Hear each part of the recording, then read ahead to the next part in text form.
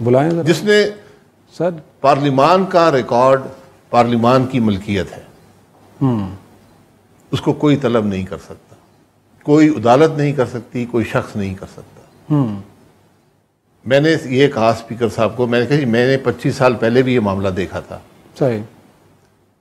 उस वक्त स्पीकर साहब ने बगैर हाउस से पूछे रिकॉर्ड दे दिया था सुप्रीम कोर्ट के चीफ जस्टिस को, सजाद अली शाह साहब को। सही। सजाद अली शाह साहब ने इस पे इक्तफा नहीं किया। उन्होंने कहा कि जो तकारीर हुई थी उनका जो हिस्सा आपने हदफ किया वो भी रिकॉर्ड मुझे दें, जो रिकॉर्ड होता नहीं है। सही।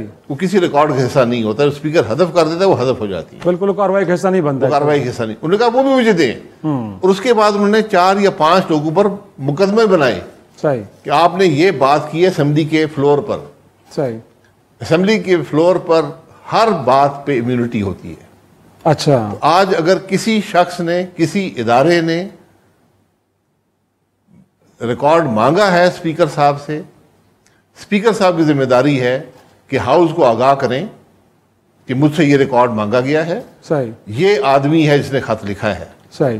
वो हाउस से पूछे जी मैं रिकॉर्ड दे दूं, फिर हाउस जवाब देगा दें या ना दें। सही। अगर हाउस कहता है कि दे दें तो आप दे दें, अगर हाउस कहता है कि ना दें तो फिर आप ना दें। फिर उसके बाद मैं रेजोल्यूशन मूव करूंगा। सही। कोई मेंबर भी करेगा।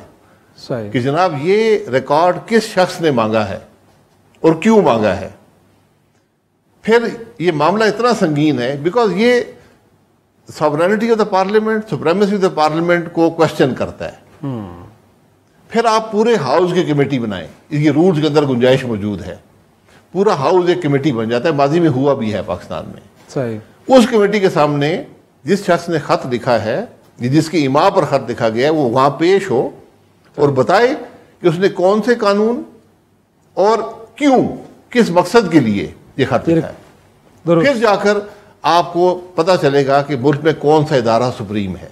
वरना अगर ये आप नहीं करेंगे तो फिर आप भुगतते रहे पूरी जिंदगी। इसी तरह मामला चलता है। इसी तरह मामला